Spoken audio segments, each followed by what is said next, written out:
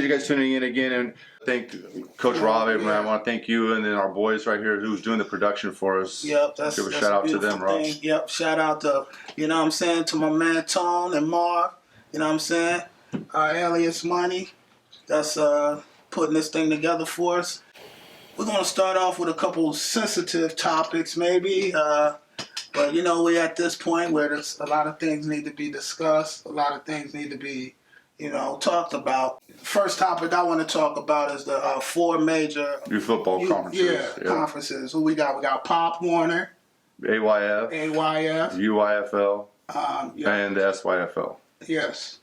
About those leagues. And how competitive they are. I guess we're ranking them kind of based on the competition of what we've seen throughout our years in youth football. What they have to offer. Yeah. You know, it's a lot of questions because you see a lot of teams that you would say stacked. I wouldn't say stacked as in talent, but I would say stacked as in numbers. Numbers. Right? Yeah. And people want to know why. So we want to try to answer that question, or at least get that put out there. Yeah, so from bottom to top, let's get straight to the chase. Right? From bottom to top, what do we have?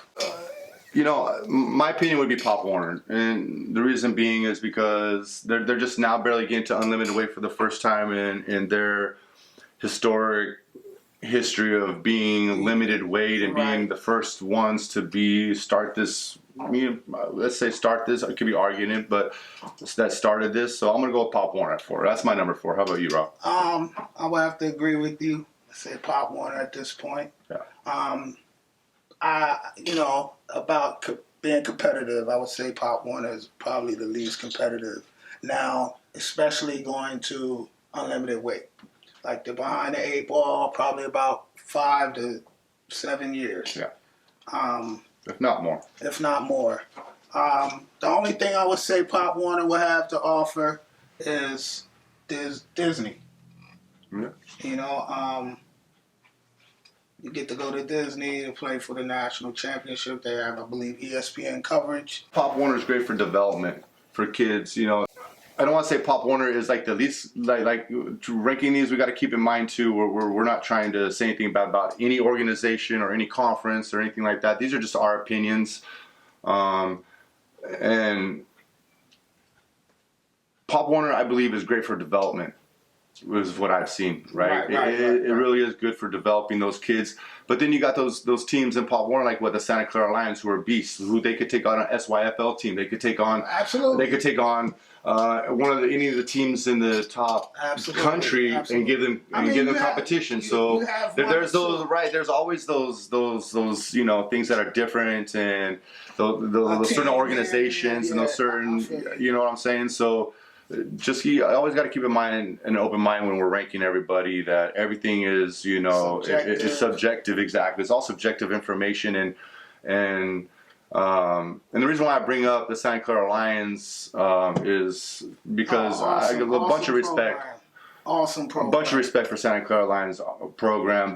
I can't say enough good things about that program. Even though I've never been a part of that program, we've been in youth football a long time. One of our best friends, Ray's had Raymond in that program, and I experienced firsthand the coaching level and the atmosphere that they have in that organization, and it's really a great organization, man. I've coached against Santa Clara Lions. Yeah. Very disciplined, hard-nosed, very good organization. Very disciplined. Team.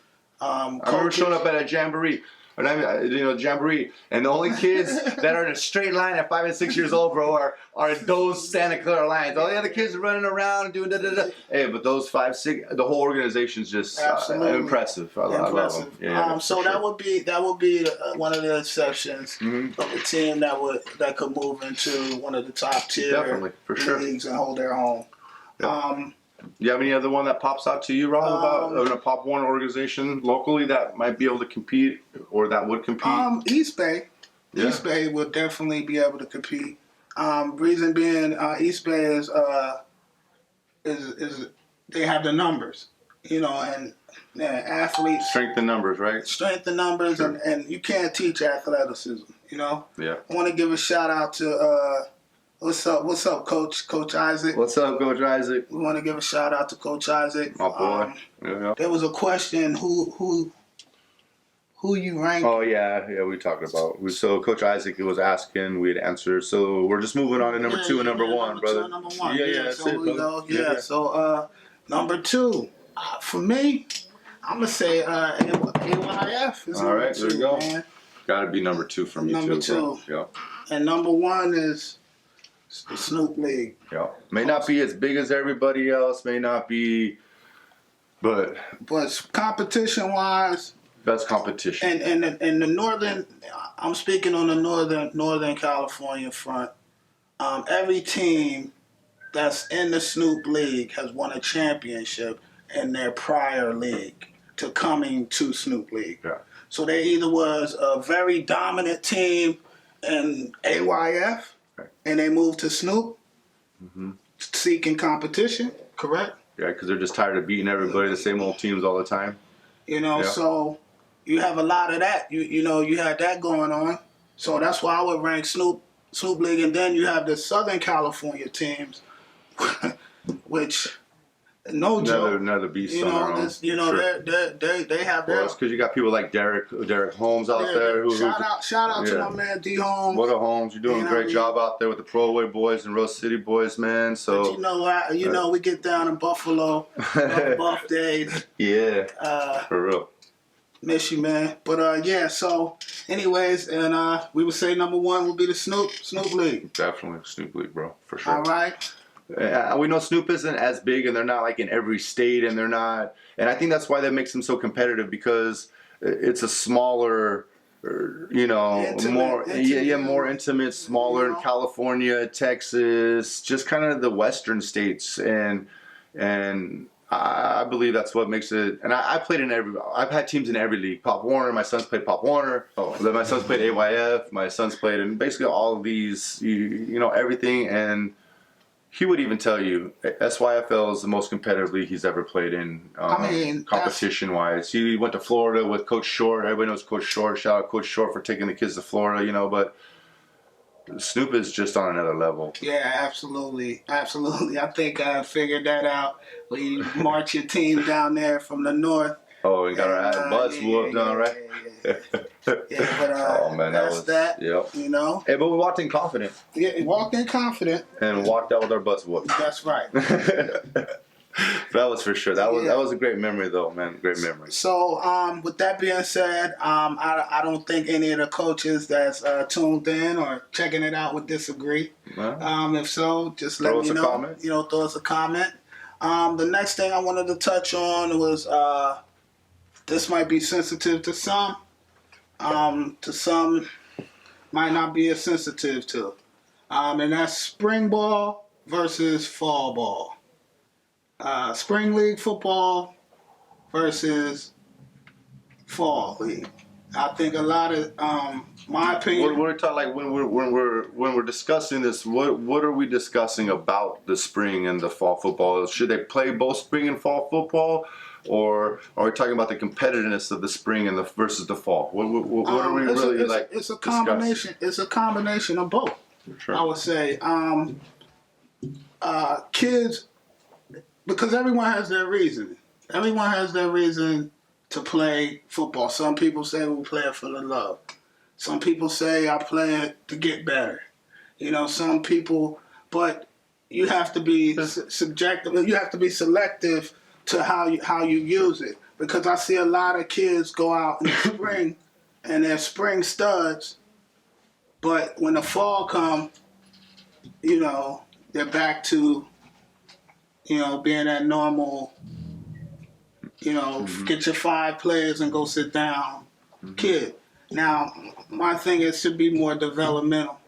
Right. Unless you do like an all-star type or travel type of team. That's my suggestion with the spring. If you're going to use that time to exactly for what it is. It's an off season.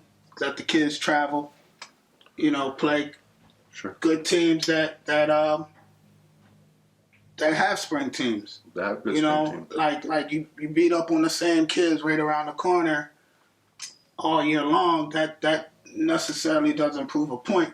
but that's just my opinion. Sure. If you put a spring team together, say the Bay Area, put a spring team together Spring and then a travel team, and that would be more of what you're trying to do in the fall because of the leagues. Like I said, the leagues now are more like AAU basketball. A first-year kid cannot step into a Snoop league and be a factor unless he's a dog. Right. And then they're few and far between. You know what I'm saying? Yeah. So it goes back to that. You build them up to get them out there. To develop them. So if you want a strong fall team, I suggest you put together a travel team. Mm-hmm. Because if you're playing at high competition. Sure. Because that's what you're going to get at the end of the season. Especially if you're playing at SYFL. Yeah, at the end of the season, you're playing an all-star team for the national championship. Yeah. Pretty much. Yeah. So, with that being said, I think the spring league should be for kids that's kind of trying to get their feet wet. If it's going to be, city, within your own city. Right. Like, it shouldn't be like kids just studs just out there like that. Like, it doesn't serve them any purpose, I don't think. I think they should run track, get in shape. Play a different sport. Who knows what you love at 5 or 6 or 7 or 8 or 9 or 10 years old? I'm just saying. Yeah, we're going to get on to that. Yeah. We'd like to know what you guys think out there. This is kind of, I have a different take on spring football, and I'm not, when I say this, I'm not telling kids not to play spring football. That's not what I'm telling them. What I'm telling people is to think about these are kids, and to think about this is my experience. So I'm speaking from my experience now, being a father or a parent who loves their kid, and I just want to see what's best for their kid. I was probably one of the worst parents out there, and you could ask Navi. I was bad, and I look back on it now, and I see how that was kind of detrimental to the growth of me and the bond I had with my kid. You know what I'm saying? And so I just think think about other opportunities for your kids just because of the factor that all the things, the hitting your kid takes, all the hits your kid takes. If he's a lineman, he's going to be getting hit. He's going to always be using it in the upper body. Or you're a running back, he gets 12, 15 carries a game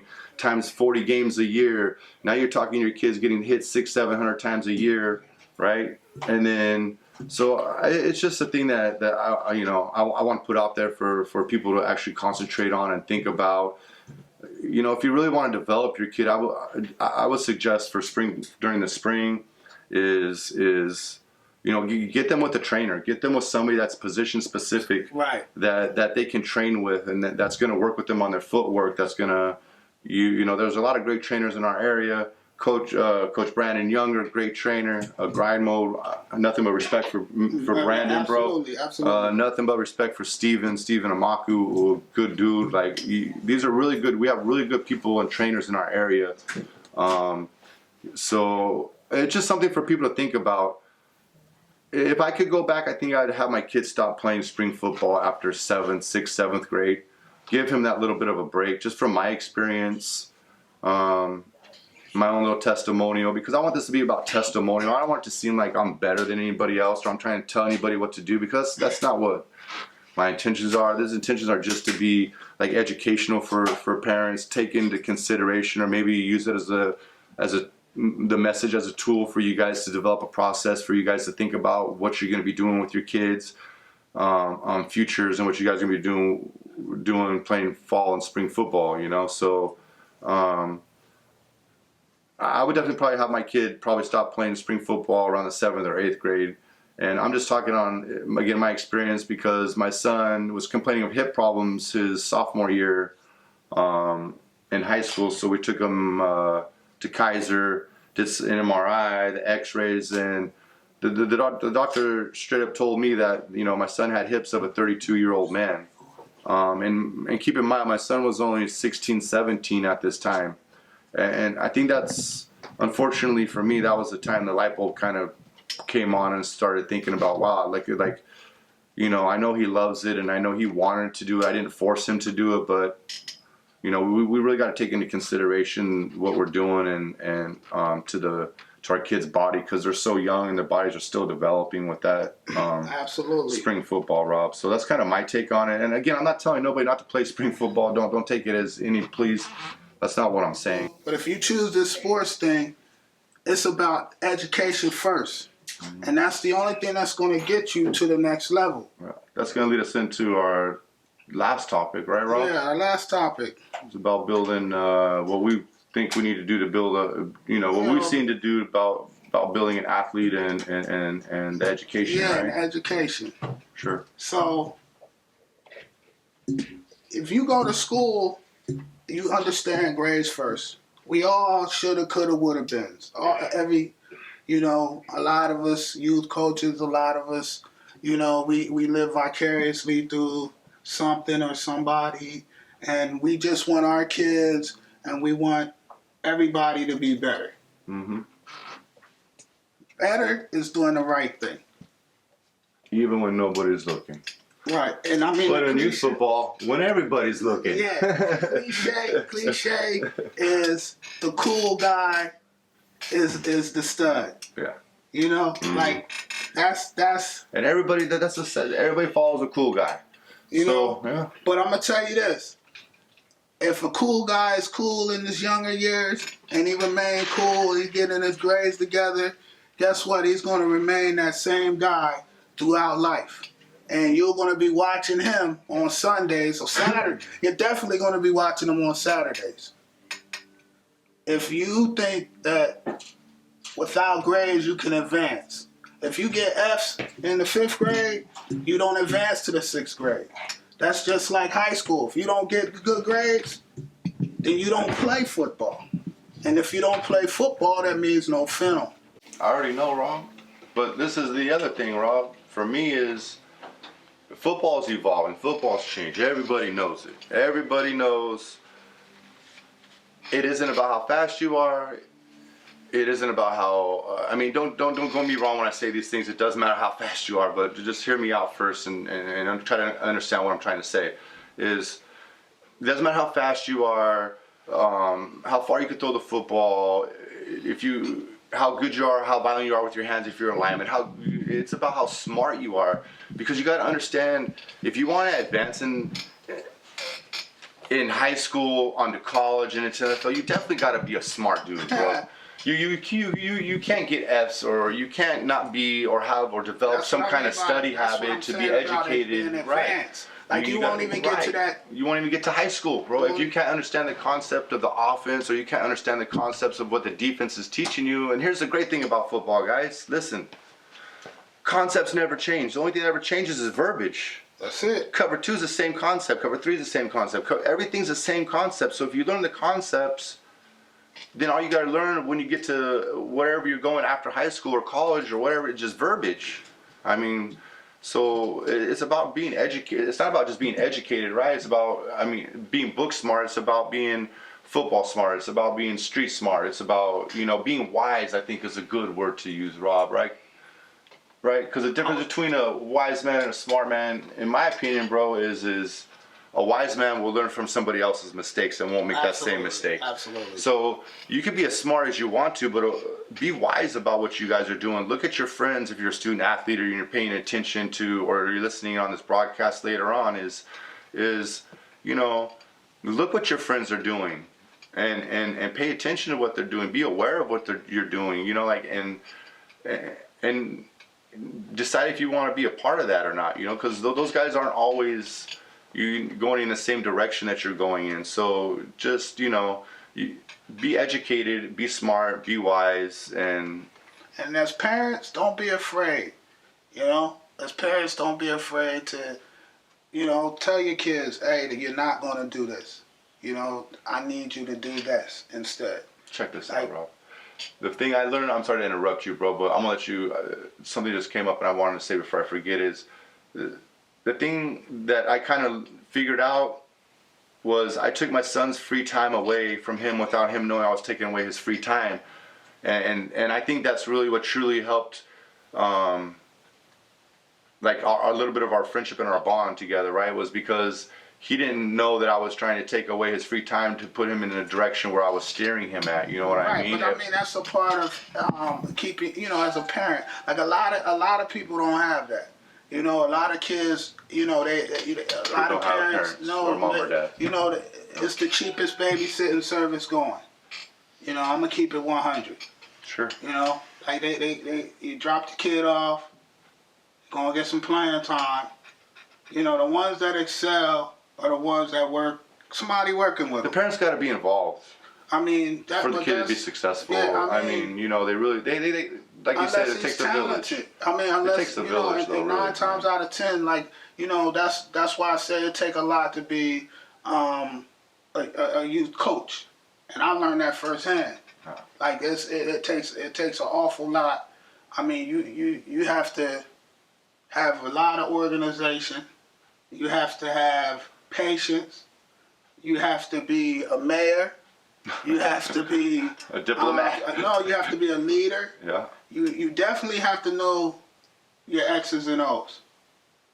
You know, so some people, the way the youth football now is funny because you got uniforms, everything that you shouldn't follow, people follow. But luckily, some programs have great people running the programs.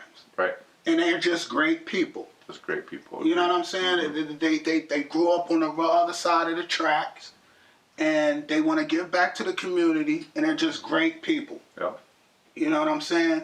And that heart and that determination overrides all the other non-factors. Yeah, because if you worry about complaining and this, and what I've learned as a coach, that's your job to alleviate the president or whoever's running the pro. You have to alleviate their workload. Yeah. The easier your ship is ran, the easier it is everything else. You don't hear their ran. complaints. You don't hear it, right. You keep yours in a bottle. Everything else will keep moving forward. Yeah. And until you're ready for that, especially I'm talking at a high level youth here. I'm not talking like some programs are so put together you could just pretty much insert yourself in and everything will still run. But a lot of programs depend on the head coach. Yeah. You know, and his assistants, team mom, everything down the line. And it has to be organized, and if not, you won't be around long. You know, I call them pop-up teams. You know, have pop-up team, couple years, no more. Yeah. I mean, you know, youth football is kind of like, I think it was kind of like the viral videos. A team goes viral for a while and then they fade off, and then some other team goes viral and then they fade off. And again, don't take everything we're saying is subjective, but you know, it is exactly kind of what Rob is saying is, you know, the parents are going to go where everybody's winning. They're going to go where there's 45 kids. They're going to go where and that's just the way it is. But what I'm saying is, if you're not willing to help, right, make the machine move, right, then what are you doing? Right. You understand what I'm saying? Yeah. And you have a lot effort. of right. Like you can't just stand around and just stand. Like you have to make. I don't have any kids. They lucky I don't have no kids, no boys. Mm-hmm. You know what I'm saying? But I don't have any kids in there. So I'm a person that looks from the outside in. And looking from the outside in, people, the way we work now is by word of mouth. Mm-hmm. You know, the streets. Right. If you got a name in the streets and your street name is buzzing, people are going to check for you. If if you don't have that, then you better have something else going for you. Right. You know, organization or whatever. But you wonder why teams that's been around 40, 50 years is folding now. You know why? Simple stuff. They want to wear the same uniforms that they've been wearing. You ask the kid and it's something ridiculous. Right. Oh, they don't have, their field isn't nice. Mm-hmm. You know, like, it's like. Why are they falling off? But they're following. Just like the videos, or just following the whatever is popular at that time. The jerseys is what you're saying, right? Yeah, the jersey, the whatever, the schedule. You know, the competition. But my thing again, but you have to be prepared for it. Right. You can't jump out there playing no team. You ain't jumping out there playing the Richmond Steelers. I don't care. The first year, they get ready to skunk your whole organization. That's for sure fact. Yep. Mm-hmm. That's for sure fact. They looking for a skunk. Yep. Any new team that come in SYFL, if you don't have it together, teams is looking for a skunk. And that could be detrimental to your whole program. The whole, yep. Whole organization. Yep. Lose 0-3. Go 0-9. And nobody scored more than 12 points the whole season. You're not coming back. Yeah. And you might fold. Probably will fold if that happens. That's not a good scenario. Unfortunately. That's why SYFL, like we said before, is one of the most competitive, leagues out there, is because people try to come up in there, and that's again like the Santa Clara Lions or somebody like that. They try to come up into an SYFL conference and play one of these teams that are SYFL. Back to the thing we talking about, parents recognizing. Right. Like, don't follow. If it's your boy first year, build him up. Mm-hmm. Because if you jump out there in the Snoop League, that's an AAU football league. Right. That is an AAU football league. You playing teams from the South, you playing teams from the North, and when the playoffs come, only the best of the best. The best of the best. The Outlaws is coming out here getting work. The Falcons just won a Snoop 2 years ago. Oh. Just won a Snoop National Championship. They beat some really, really good teams. Yeah, they do. And I'm saying some really good teams just to get to the championship. Right. And that included Southern California teams. Right? I think Richmond was on their heels. Yeah, it was. You know, like it's teams, Hit Squad gonna be on your heels. Mastodon's gonna be on your heels. So you got. I expect this year to be really competitive. Every year. Every year. Even more competitive than I've seen it in years. SYFL is just on another level. Like I said, we played Pop Warner, we played everything. And then you get the invite. Yeah. Then you get the invites at the national championship. For sure. Teams from Virginia. Yeah. Where do you have? Some teams from Virginia. Where else? Texas? Texas. Yep, Texas. Like we're saying, Colorado. Snoop really isn't the biggest organization out there state-wise, numbers-wise, but the competition. I think that's why it is so competitive, just because they're not out there trying to brand themselves all across the nation like everybody else, and people are starting to and they're not letting just any organization in. It really is strict. As far as policy-wise as to what you have to do, what you need to do in order to compete, in order to be, and they don't mess around. And speaking from experience and being in this league for several years now, SYFL shout out to the Philly Blackhawks, though. Really organized. Shout out to the Winslow Maulers, Winslow Eagles. These are all my hometown teams. My little league teams holding it down. Hey man, we trying to get some guys to go national, with their programs. Mm-hmm. So I think if they tune in and log in and, give us some feedback, we can make some things happen. But we just like to thank everybody for tuning in. Is there any questions anybody has? Or anybody have any comments? Anybody got comments? And we just got one more subject that we're going to be talking about real quick. And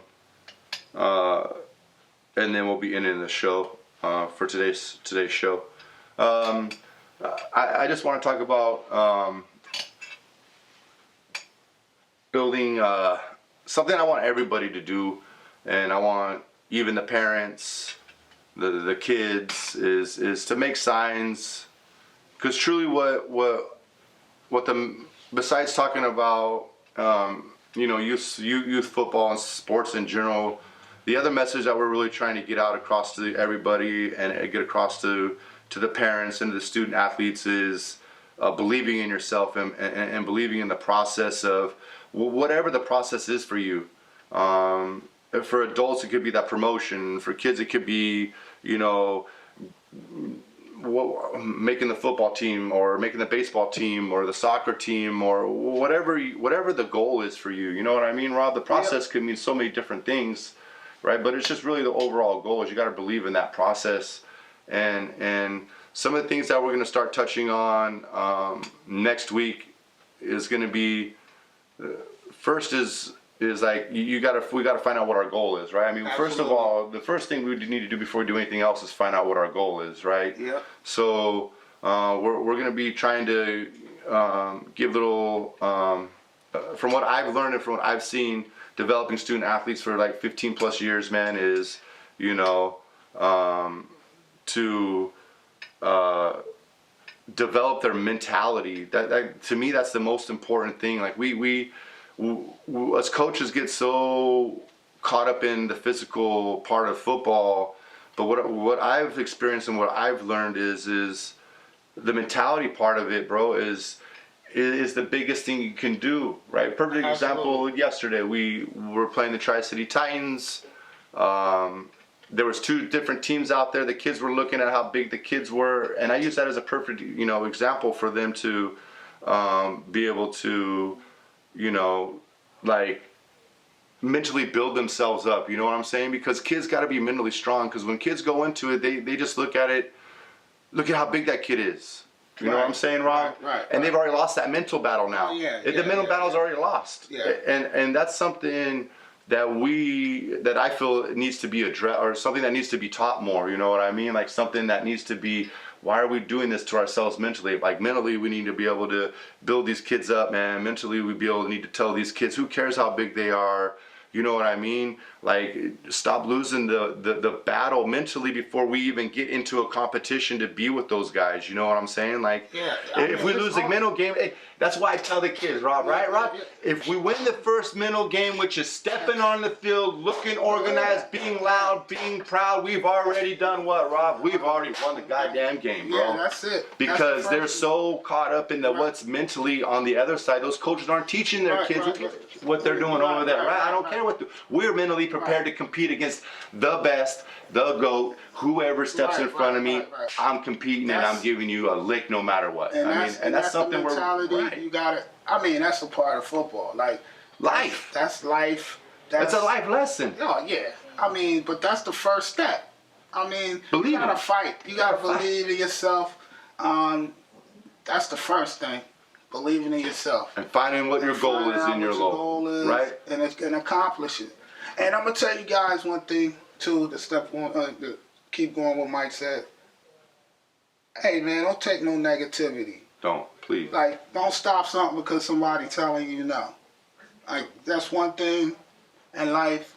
Or because you got one viewer. Who cares? Do you. Yeah, dreamer. You know, be a dreamer. Be a dreamer. Because without hope, we got nothing, guys. Without hope, we're done. Without hope, we have no dream. We have nothing. Without hope, I don't want to wake up tomorrow. Without hope, I don't. You know what I'm saying, bro? We got to be positive and believe, man. And that's what this whole thing is about. You know what I'm saying, about positivity. And we wanna just be the people's voice. You know, we want to be the people's voice with this football thing, and just life in general. So again, you guys. I know like everybody's not going to get what we're saying, but that's okay, man, because as long as we're getting our message out, like the way I kind of feel about this podcast, Rob, is the same way I feel about football. As long as I can reach one kid, I'm cool, right? If I could just reach one parent, I'm good. That makes me happy. You know what I'm saying? You can't reach everybody. You can't get everybody to listen to you. You can't get everybody to. again, going back to being wise, learning from other people's mistakes, listening to what people are telling you, taking that information in and then coming to through a thought process with whatever information you have to come to a decision that's best for your situation, Absolutely. right? So, Absolutely. hey, we're gonna go ahead and end it here, guys, because we appreciate everybody that tuned in tonight or today, man. Thank you guys so much for everything. We're next week. We got any guests? Yeah, next week we got Coach Vince Carter. What up, Vince, man? Coach Hey, Vince is one of my guys. I know Vince from the FBU days. Vince is a big guy here in Stockton. That's where we're filming today, is in Stockton. Vince has a lot of great things. Everybody, I've known Vince a long, long time. He owns the biggest gym here in Stockton. One of the top 5 human beings that I know. Literally just a great, great guy. And then we're gonna have Thomas on. We're gonna have my son on tomorrow.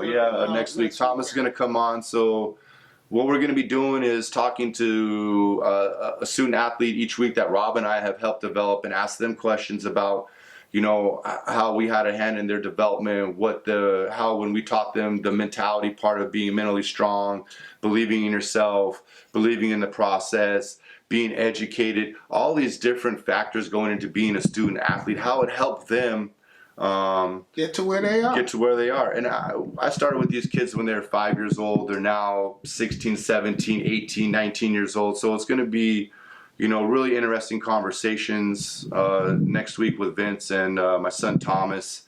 And, you know, I told Thomas to keep it real. I'm not trying to pretend like I was a perfect parent, because I wasn't.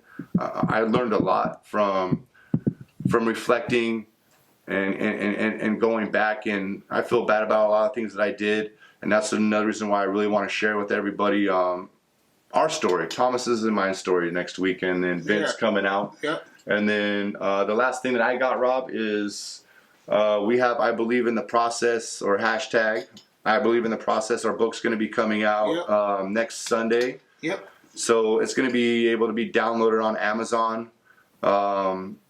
So I hope everybody goes, checks it out. We'll send the link. It's a short book, but it's a series. It's a series of books. So a series of books. Look out for our series of books that are coming out next week on Amazon. Yep.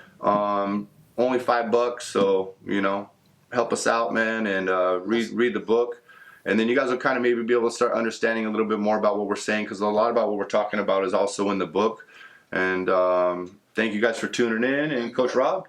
Yeah, just before we leave, next week we'll get more into the competition type of thing. If you guys got any film or footage that you'd like to share, feel free to send it to the live feed. Or hit us up on Facebook, or if you have some subjects you want us to talk about or communicate about. Absolutely. Again, we don't mind talking about sensitive subjects, as long as people understand that everything is subjective, and that we're not trying to ridicule nobody. We're not trying to talk bad about anybody. We're not trying to. We just want to have those conversations, because they're needed to be had. Absolutely. And without these conversations, we can't grow as coaches. We can't grow as mentors, as teachers, as human beings, as that role model our kids looking up to. Because whether you want to believe it or not, you're your kid's hero. You're your kid's role model. Yep. And we'll touch on a few things, like the Marshawn Lynch situation, with a sensitive parent in my eyes. But we'll talk about that next week and get people's opinion on that issue and that subject. And from there, we'll just tune in each week around 2 o'clock. Yep. We'll be tuning in with our podcast again. It's Building Athlete Sports Academy. Coach Rob. And Coach Mike. You better believe it. Have a great day. Have a great week, everybody. God bless you all, man. God bless you all. Thank you for tuning in.